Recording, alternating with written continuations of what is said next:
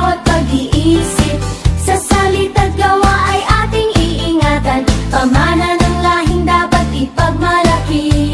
Sa bagong daigdig ng kaalaman, may AI na handang maging kasangkapan. Ngunit ang puso't isip ng tao ang siyang gabay sa wastong paggamit. Wikang Pilipino at AI, magkasama sa pag-unlad. Kasangkapan sa pananaliksik, tulay sa yaman ng impormasyon. Wikang Pilipino at AI, ating dangal, ating gabay. Kasangkapan sa pananaliksik, tulay sa yaman ng impormasyon.